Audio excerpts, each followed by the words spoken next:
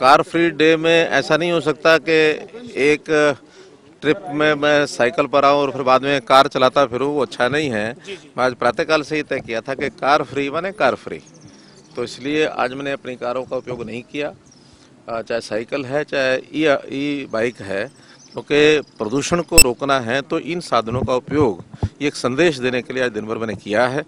और मैं आप लोगों के माध्यम से सभी से अपील करूंगा कि केवल एक दिन नहीं, अन्य दिनों में भी जितना संभव हो सके उतना प्रदूषण को कम फैलाना चाहिए।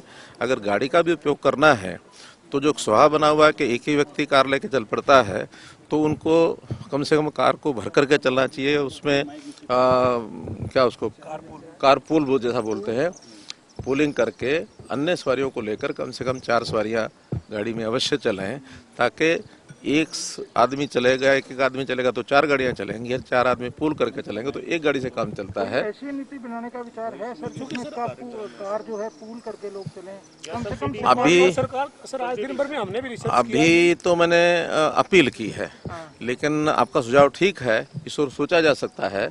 और उसमें बजाय थोपने के हम कोई इंसेंटिव्स ऐसा कुछ तय करेंगे कि जिसमें से लोगों की इच्छा बने कि वो पूलिंग का सिस्टम बना करके आगे बढ़े। सीएम साहब आज दिन भर में हमने भी ये ई बाइक पर चर्चा करी, ये जो है वो काफी महंगी है सर, सब्सिडी इसके ऊपर किस तरह से देने पर विचार करेंगे? जैसे मैंने प्रातःकाल बताया था, क्योंकि इसकी रनिंग कॉस्ट बहुत कम है, यानी वैसे जो सामान्य स्कूटर मोटरसाइकिल वो 1.5-2 रुपए किलोमीटर तक का खर्चा आता है, लेकिन ई बाइक का खर्च सिर्फ 30 पैसे किलोमीटर आता है। तो इसलिए जब रनिंग खर्चा प्रतिदिन का कम होगा तो उसमें अगर प्रारंभिक थोड़ा पैसा ज़्यादा भी लगता है तो भी ये इकोनॉमिकल होगी, ऐसा मेरा मानना है। क्या मुलाकात की है, क्या चन्नी जी से मुलाकात हुई है सर, आपकी क्या कहेंगे?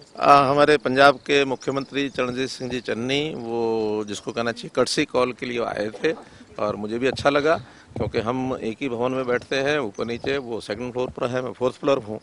जैसा उन्होंने मेरी संयोग से ई बाइक देखी तो उन्होंने पूछ लिया ई बाइक यहाँ इस पोर्च में क्यों खड़ी है, तो हमारे सिक्योरिटी के आदमी ने कहा कि मुख्यमंत्री हरियाणा आज ई बाइक पर आए हैं।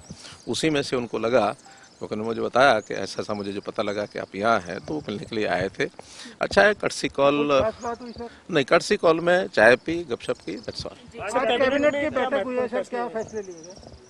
उसमें मुख्य रूप से जो फैसला था वो कमीशन ऑफ इंक्वायरी जो करनाल के लिए हम लोगों ने आपसी बातचीत जब समझौते की हुई थी उसमें कमिट किया था, तो उस पर कैबिनेट की अप्रूवल आवश्यक होती है। तो उस कैबिनेट की अप्रूवल के लिए आज की ये मीटिंग एक शॉर्ट टर्म यानी जिसको कहना चाहिए हमने शॉर्ट नोटिस पर हमने बुलाई थी, और उस एजेंडे को हमने पारित किया। SYL को लेकर भी सर कोई चर्चा छिड़ी? नहीं, किसी ऐसे विषय पर पहली मुलाकात में इस प्रकार से विषय चलाना अच्छा नहीं लगता। बागवानी की बीमा योजना की कोई एजेंडा था उससे? हाँ, वो भी था उसमें, क्योंकि बहुत समय से ये चर्चा चल रही थी कि जो बगीचा है, बागवानी है, उनको भी कई बार नुकसान होता है, तो उनके लिए एक सुरक्षित कोई प्रावधान किया जाए।